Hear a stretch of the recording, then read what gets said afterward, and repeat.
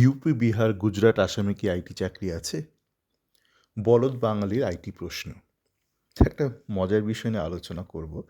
তো আমি এই মুহূর্তে যেসব ইউটিউব চ্যানেল বিভিন্ন লোকের সমীক্ষা নিচ্ছে, তাদের কথাবার্তাগুলো শুনছি। তাদের মধ্যে অনেকগুলো চ্যানেল প্রো ইসি অ্যালায়েন্স, অনেকগুলো চ্যানেল প্রো টিএমসি।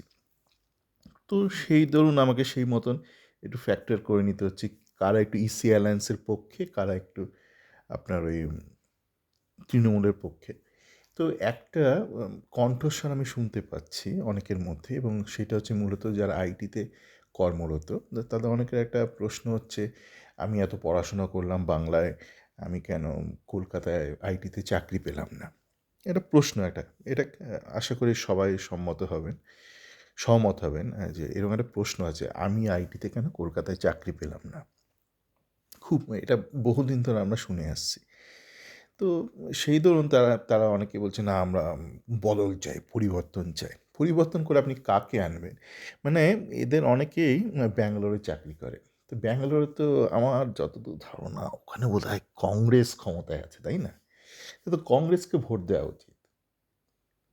আপনি যদি তৃণমূলকে ভোট না দেবেন তাহলে তো কংগ্রেসকে ভোট দেওয়া উচিত। কারণ আপনি বলছেন ব্যাঙ্গালোরের মতন একটা একটা আইটি হাব চাই আমাদের কলকাতায় বা পশ্চিমবঙ্গে। যদি সেখানে একটা কন্টিনিউয়াস একটা গ্রোথ হচ্ছে, কিন্তু এত পপুলেশন বাংলার, মানে এডুকেটেড কোয়ালিটি পপুলেশন, যে সবাইকে অবশ্যই মানে বাংলায় চাকরি দিতে পারছে না আইটিতে। সেই জন্য অনেকে ব্যাঙ্গালোরে যেতে হচ্ছে। তাহলে আমি বলবো, আপনাদের তাহলে কংগ্রেসকে ভোট দেওয়া উচিত। আপনাদের পাড়ায় নিকটতম যে কংগ্রেস প্রার্থী দাঁড়িয়েছে তাকে ভোট দিন। কেননা কর্ণাটকে বা ব্যাঙ্গালোরের দায়িত্বে কিন্তু এই মুহূর্তে ইন্ডিয়ান ন্যাশনাল কংগ্রেস, তাই তো? এবং সেই সূত্র ধরে আমি প্রশ্ন করছি যে আপনারা যাকে, এদের মধ্যে অনেকেই এরা ছোটো পার্সেন্টেজ হলো, এরা তো একটা শিক্ষিত ক্লাস। তো এদের মধ্যে অনেকেই অবশ্যই চাইছে পরিবর্তন, এবং পরিবর্তন করে তারা চাইছে ওই ইসি অ্যালায়েন্সকে ভোটটা দিতে। খুব ভালো কথা। তো ইসি অ্যালায়েন্স যেসব রাজ্যে আছে, আসাম, উড়িষ্যা, বিহার, ইউপি, হরিয়ানা, এদের ছেলেরা আইটিতে চাকরি করে না। গুজরাটে যারা আইটি ইঞ্জিনিয়ার না, এটা আবার ফালতু, এটা আইটি আইটি প্রফেশনাল। হ্যাঁ, তো তারা যারা আইটি প্রফেশনাল ইউপি, বিহার, গুজরাটে, তারা ব্যাঙ্গালোরে যায় কেন? তাদের রাজ্যে নেই? আসামে আইটি ছেলে কেন ব্যাঙ্গালোরে যাচ্ছে? কেন হায়দ্রাবাদে যাচ্ছে? হায়দ্রাবাদে অবশ্য তো এনডিএ আছে, কিন্তু তারা তো আবার সেই ইসি অ্যালায়েন্সের মধ্যে পড়ছে না।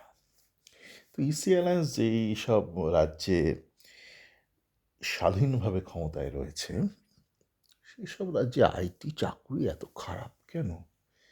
আমার মনে হয় তাহলে তৃণমূল কংগ্রেস না, এদের উচিত কংগ্রেসকে ভোট দেওয়া। কী বলেন? আপনাদের কি মতামত?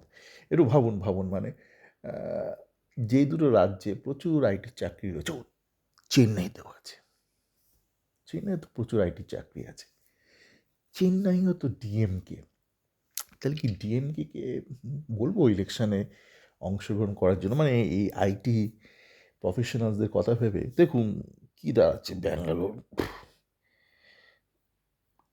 হায়দ্রাবাদ, চেন্নাই, মহা মুশকিল হয়ে গেল। মানে এদের কথা ভেবে আমি কাদের ভোট দিতে যাচ্ছিলাম, মানে এই জন্য আসলে আমার ব্যাচে, আমি যখন ইঞ্জিনিয়ারিংয়ে পাশ করেছি তখনই আইটি বুমটা শুরু হয়েছিল। তো আমার ব্যাচে মূলত যাদের আত্মবিশ্বাস ছিল না যে সে নিজের ডোমেনে চাকরি পাবে, তারাই আইটিতে চলে গেছিলো। বেসিক্যালি গণ্ডমূর্খ, পরীক্ষায় খুব খারাপ রেজাল্ট করেছে, এই ধরনের ছেলেপেলে আমার বন্ধুরা শুনতে পেলে কিছু বলার নেই। তারা জানে এটা ফ্যাক্ট। তারা নিজেরাও জানে ভয়ের চোটে ক্যাম্পাসে পাবে না নিজের ডোমেনের চাকরি, তাই আগে ভাগে লটে লটে গাধাগরুর মতন তারা ঢুকে গেছে আইটিতে। তো যাকে তখন আর এখন তো অনেকটা পরিবর্তন হয়েছে পরিস্থিতিতে। এখন অনেক ভালো শ্রেণীর ছাত্ররা শুরু থেকেই আইটি মানে এরকম নয় যে আর কোথাও পেলাম না বলে আইটি। আমাদের সময় ওরকমই ছিল, আর কোথাও জুটলো না ভাই, তাই আইটি। তো এই ধরনের লোকরা বা তাদের পরবর্তী প্রজন্ম এই ব্যাঙ্গালোরের মতন অত চাকরি কেন নেই? আপনারা কংগ্রেসকে ভোট দিন তো। ভোট দিন স্বহস্তে, বাম হস্তে, হস্ত চিনে ভোট দিন আপনারা। হ্যাঁ, এমন কাউকে ভোট দেবেন না যারা নিজেদের রাজ্যে যেখানে যেখানে যারা ক্ষমতায় সেখানে আইটি চাকরি নাই। আচ্ছা, একটা সিরিয়াস কথা বলে শেষ করি। আমি অনেক বলেছি এই যে সত্যিকারের যে চাকরির এত অভাব, এটা কিন্তু এটা গোটা দেশের সামগ্রিক একটা সমস্যা, এবং সমস্যার মূল কারণ হচ্ছে আপনি যদি ইতিহাসটা একটু, আপনারা অনেকে আবার ইঞ্জিনিয়ারিং পড়েন বা সায়েন্স পড়েন বলে ইতিহাসকে আপনারা হবেন কোনো সাবজেক্টই না, প্রত্যেকটা সাবজেক্টের ইতিহাস আছে। নলেজ, এই যে একটা নিউটনের থার্ড তিনটে ল, এটাও তো ইতিহাস, ফিজিক্সের হিস্ট্রি। তো ঘটনা হচ্ছে যে যেই ধরনের সেক্টরগুলো খুব বেশি চাকরি উৎপাদন করতো বা চাকরি জব জেনারেট করতো, যেমন ব্যাংকিং সেক্টর, ওগুলো তো বেসরকারিকরণ করার পর থেকে অনেক অভাব হয়ে গেছে। আগেকার দিনে 12 পাস করে ব্যাংকে চাকরি পাওয়া যেত, পিওনের চাকরি পাওয়া যেত। এখন আপনি এমবিএ টেমবিএ না করে না চট করে পাবেন না প্রাইভেট ব্যাংকগুলোতে চাকরি। সেটা একটা সমস্যা। রেলে আগে প্রচুর নিয়োগ হতো, গোটা দেশ জুড়ে হতো, বাংলার প্রচুর ছেলে রেলওয়েজে চাকরি করতো। এখন যারা হয়তো ঘুরে বেড়াচ্ছে বলছে চাকরি নেই চাকরি নেই, দেখবেন তার বাবা হয়তো রেলে চাকরি করতো। সেই রেল নিয়োগ বন্ধ করে দিয়েছে, ব্যাংকিং সেক্টর বন্ধ করে দিয়েছে, বিভিন্ন সরকারি অফিস, ইনকাম ট্যাক্স, এগুলো টেকনোলজি বদলের জন্য অনেক চাকরি সেখানে কমে গেছে। প্লাস অনেকে ওই কন্ট্রাক্টে নিচ্ছে এইসব। অনেক আগে পিয়ন টিয়ন দারোয়ান টারোয়ান এসব পদ ছিল, সেগুলো এখন সমস্ত প্রাইভেটাইজড আউটসোর্স কন্ট্রাক্ট হয়ে গেছে।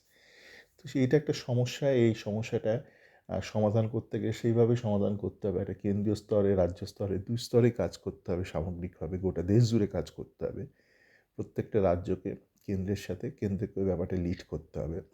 সেটা হচ্ছে মাস এমপ্লয়মেন্ট জেনারেশন। কারণ আমি আমার আগের যে আজকে বিকেলবেলা বেরিয়েছিলাম আমাদের এখানে সুইজারল্যান্ডে একটা মেলা, ছোট্ট মেলা, সেখানে মেলা নিয়ে কিছু 3-4 মিনিটের ভিডিও দেখানোর সময় আমি একটুখানি বলেছি যে কীভাবে আপনাকে এমপ্লয়মেন্ট জেনারেট করতে হয়, মাস এমপ্লয়মেন্ট।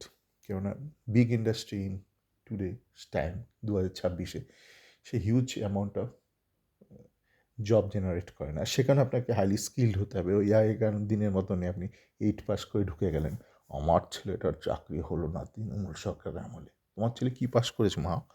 আমার ছেলে ক্লাস 12 পাস। তোমার ছেলে এখনকার দিনে দারোয়ানের চাকরিও পাবে না গ্রুপ 4-এ। যাকে যেটা ঘটনা সেটা হচ্ছে যে এটা একটা সোশ্যাল পলিসি করা দরকার। কবে করবে, কে করবে জানি না। কিন্তু এই আইটির ব্যাপারটা একটু বলে দিলাম, আপনাদের উচিত কংগ্রেসকে ভোট দেওয়া, একটু ভেবে দেখবেন।